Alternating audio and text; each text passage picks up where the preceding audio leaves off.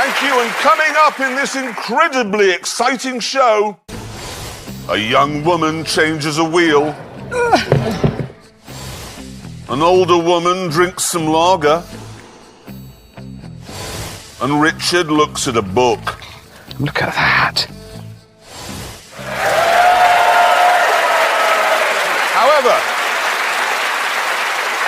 However, we begin with a film from James May, who's in his 80s. What?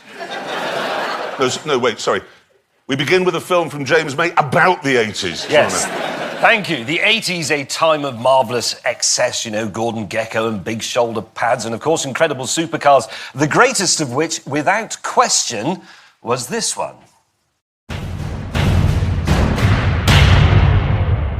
The Ferrari Testarossa was excess on wheels. Be it looks, attitude, or even size.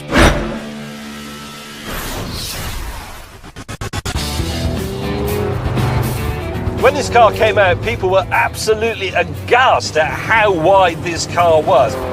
I don't mean wide like Del Boy, I mean wide as in width. It was enormous, especially at the back. And it simply oozed charisma from every one of its slatted panels. It was unquestionably the only car that could star in Miami Vice. In fact, Enzo Ferrari loved that show so much, he actually gave its star, Don Johnson, his own Testarossa. And Don was just the tip of the celebrity iceberg. Rod Stewart had one, Elton John had one, Mike Tyson had one, O.J. Simpson had one, and presumably wore driving gloves.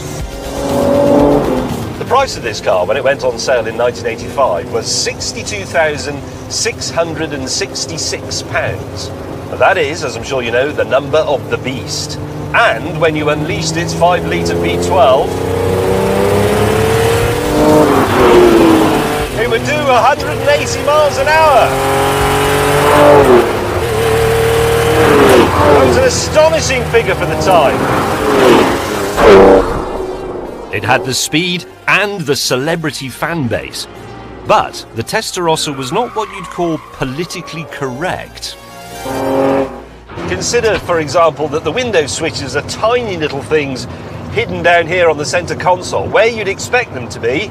That, well, obviously, it's a huge ashtray. And in fact, if they'd given that a mirrored lid, it could have had two uses. If the 1980s were the